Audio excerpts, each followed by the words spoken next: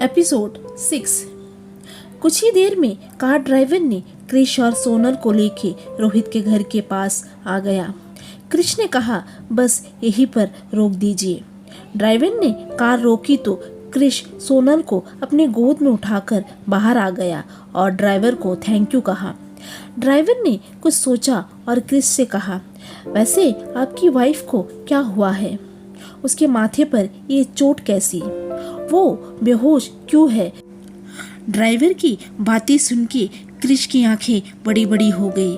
उसने हड़बड़ाते हुए कहा, कुछ नहीं, बस वो गिर गई थी, इसलिए उसके माथे पर हल्का सा कट लग गया, बस और कुछ नहीं।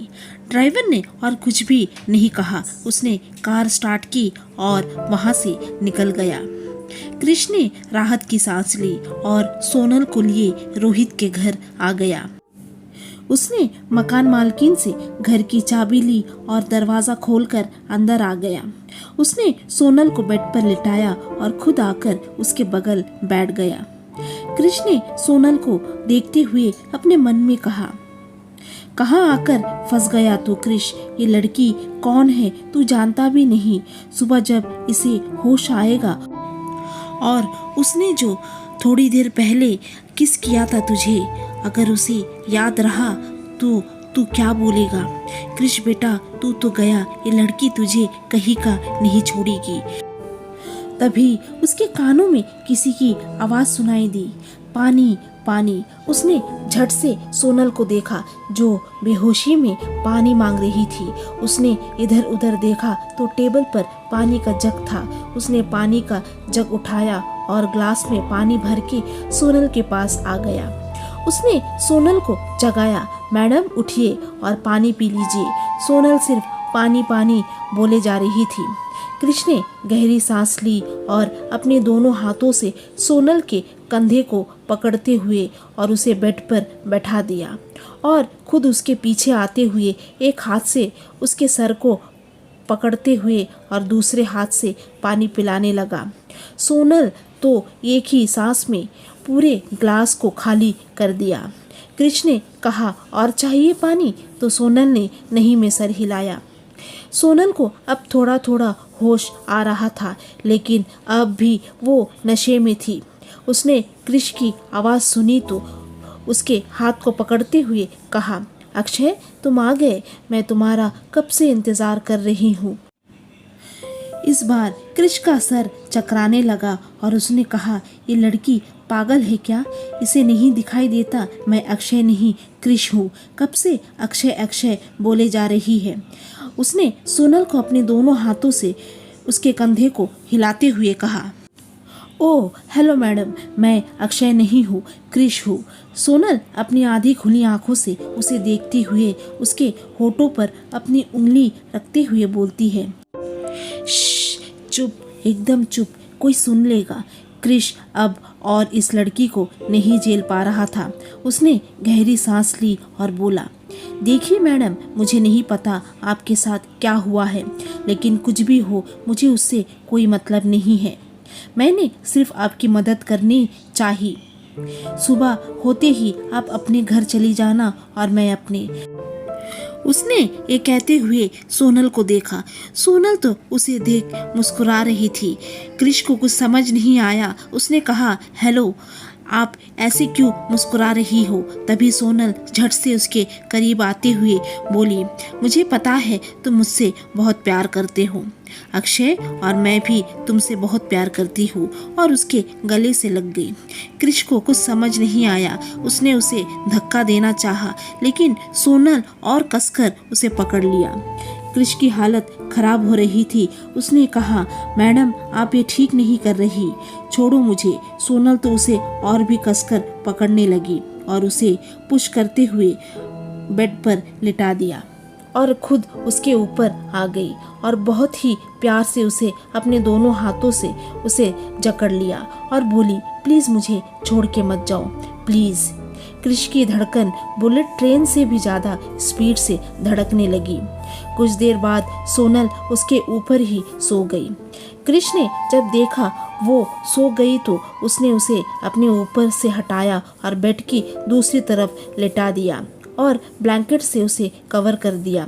वो उठ के जाने ही वाला था कि सोनल ने उसका हाथ पकड़ लिया। प्लीज़ मुझे छोड़ के मत जाओ।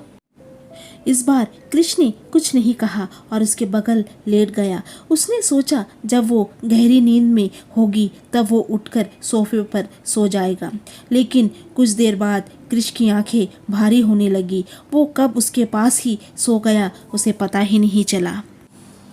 हवेली।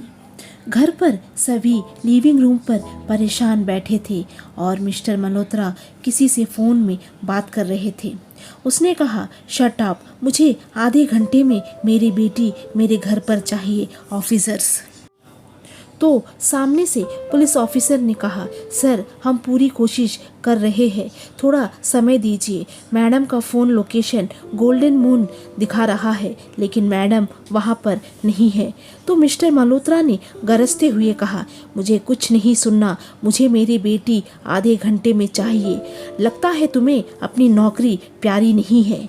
और उसने अपना फ़ोन कट कर दिया। इधर सोनल की माँ शीतल दौड़ते हुए मिस्टर मल्होत्रा के पास आ गई। उसने उसके कंधे को हिलाते हुए कहा, क्या कहा ऑफिसर ने? मेरी बेटी कहाँ है? पता नहीं वो किस हाल में होगी।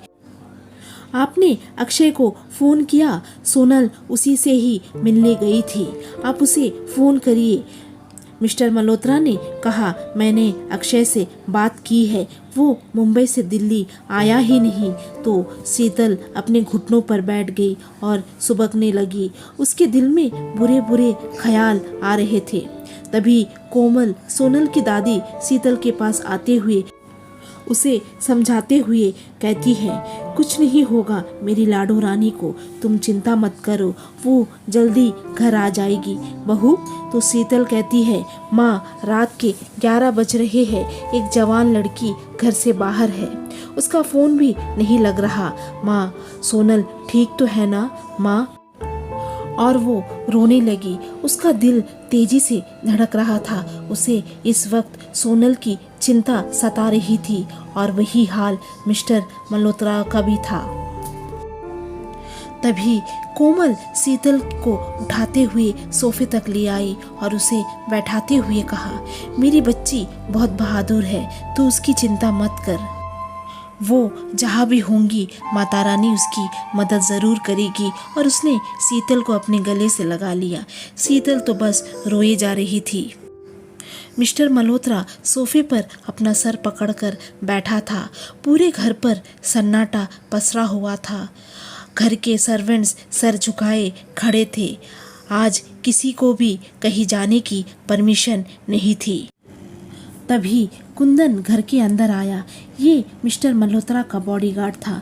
उसने मिस्टर मल्होत्रा को देखते हुए कहा, सर मैम को आखिरी बार द गोल्डन मून के गेट के पार देखा गया था। और वो कुंदन कहते कहते रुक गया। मिस्टर मल्होत्रा ने चिल्लाते हुए कहा, और क्या? डैम इट, बोलो जल्दी। तो कुंदन हड़बड़ाते हुए कहा, सोनल मैम ने बहुत ज़्यादा ड्रिंक की हुई थी।